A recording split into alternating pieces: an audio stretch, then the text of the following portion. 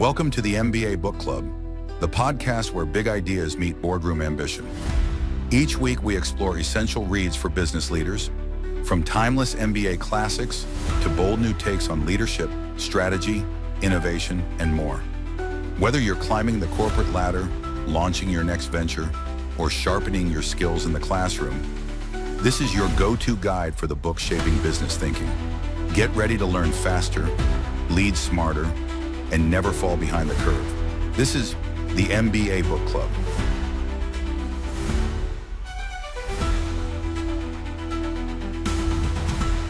Welcome to the deep dive. Hello, everyone. Our mission, like always, is taking these big ideas from, top business thinkers and boiling them down. Into insights you can actually use. Right. Whether you're maybe thinking about an MBA, just graduated, or you're a manager wanting to stay ahead. And the book today really challenges how we think about becoming leaders. It's Herminia Ibarra's Act Like a Leader, Think Like a Leader. It's such a fascinating idea, isn't it? It goes against that whole find yourself first narrative. Completely. Her core idea is that leadership development isn't just an internal journey. Yeah, that's what hooked me. She flips it, says you sort of act your way into the leader's mindset. That's a concept she calls outsight. Outsight, okay. Yeah. And she frames it as really practical, research-backed stuff for anyone feeling maybe a bit stuck. Exactly. Or just ready to, level up their impact. It really feels tailor-made for anyone on that leadership path. Perfect for our MBA Book Club listeners then. So let's dig in. The first big concept, outsight over insight. Mm-hmm. Now, most leadership advice, traditional anyway, emphasizes that deep dive inward, right? Mm-hmm. To find your values, find your authentic self. Standard stuff. But Ibarra pushes back. She says, hold on, maybe the real change starts outside, through doing things, experimenting. And crucially, engaging outside your usual circles.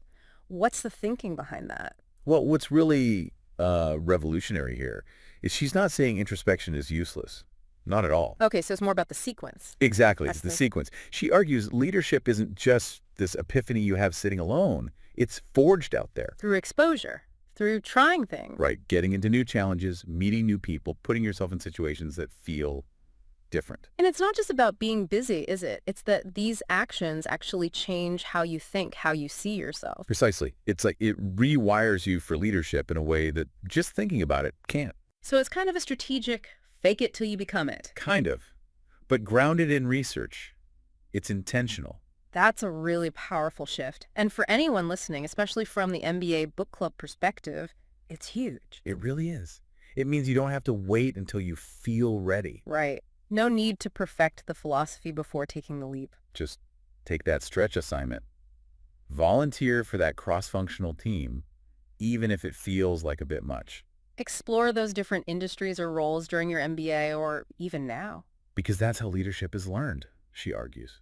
Through doing, through acting, not just thinking. Okay, so building on that, how do you actually do this? How do you bring outsight into your day-to-day? Well, that's her next point. She Right. talks about how easily we all get trapped in just execution mode.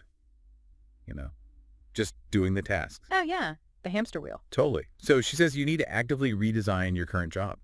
Make space for more strategic stuff. Like what specifically? Things like dedicating time to watch industry trends. Networking strategically, we'll get more into that. Or pushing for collaboration across departments. So it's not just do more work. No, definitely not. It's about doing different kinds of work. Can you give an example? Sure. Like imagine a marketing manager who usually just optimizes campaigns. Okay. Mm-hmm. Standard role. Ibarra would say they should actively carve out time to research, say, how new AI tools might change customer engagement. And then not just research it, but... Propose something. Pitch a new strategy for the department, even if it feels outside their normal job description. Got it. So you start acting like a strategic leader by shaping your current role, not just reacting. Exactly. You're proactively making it more strategic. And that's a crucial takeaway for anyone doing an MBA, right? It's not just about mastering finance or marketing theory. No, it's about learning to operate at that higher, more strategic level. So in your case studies, your internships, group projects, look for those angles. Don't just complete the task.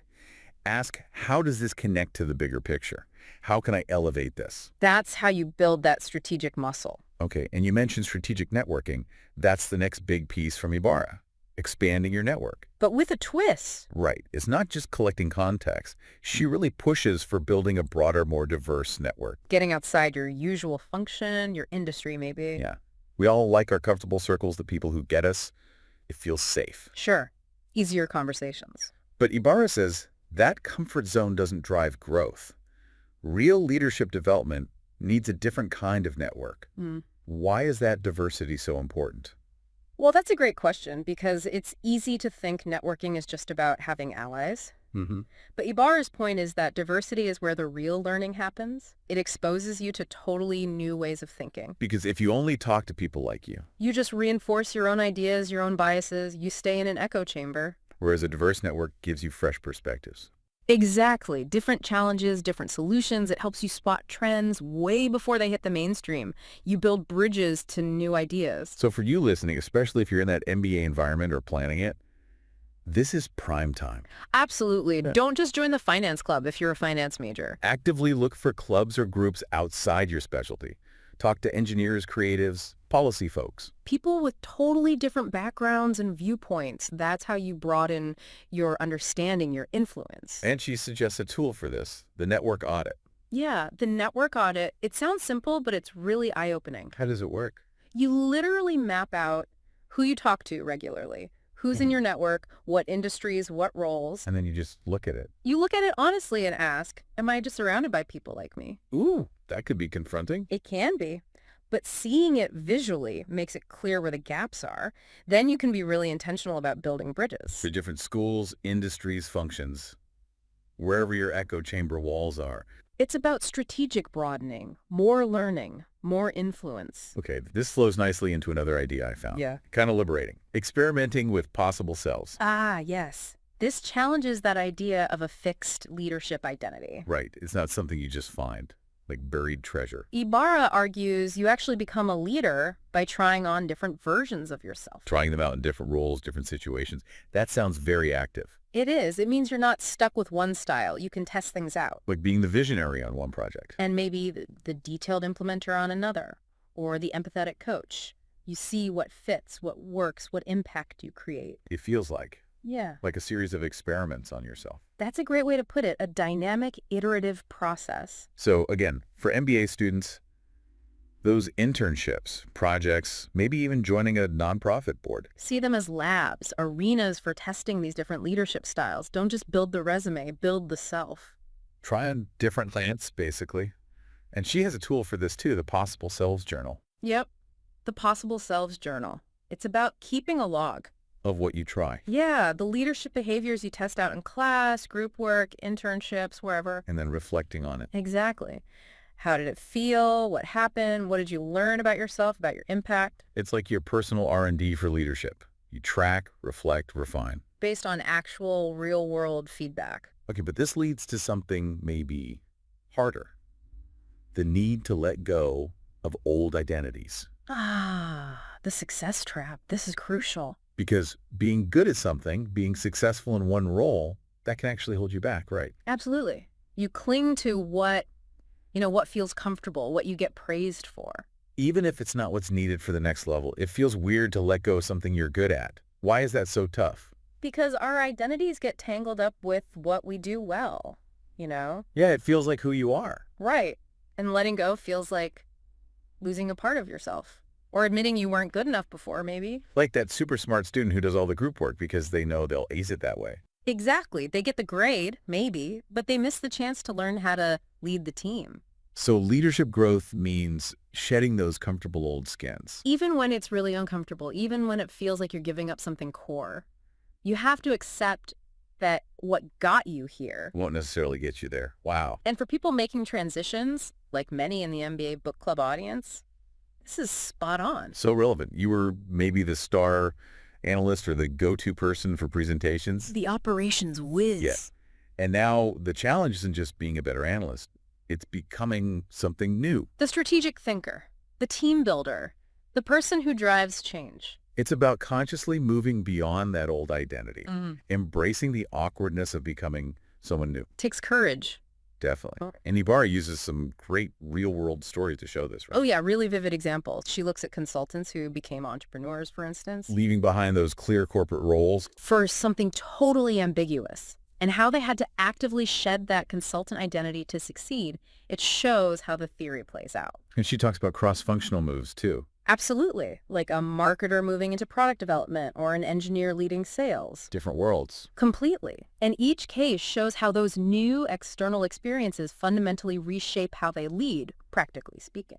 And didn't she do research with expats at INSEAD? Yes, that's a fascinating part. Multinational execs reinventing careers. She shows how being an expat, being forced into a totally new context. It supercharges that outside process. You have to adapt and experiment. It accelerates the growth incredibly. And it all circles back to those core messages. I love the quote, "We learn who we are in practice, not in theory." It's so direct. Such a call to action. And the other big one, don't wait until you know who you are to get started. You become a leader by acting like one. That really sums it up, doesn't it? Changing your job isn't the same as changing yourself. But changing yourself through your work, Yeah. that's the real path. Which is why this book, Act Like a Leader, Think Like a Leader, feels so essential, especially for the MBA Book Club crowd. Because it really cuts through the usual self-help noise. Yeah, it challenges that simple just be yourself idea.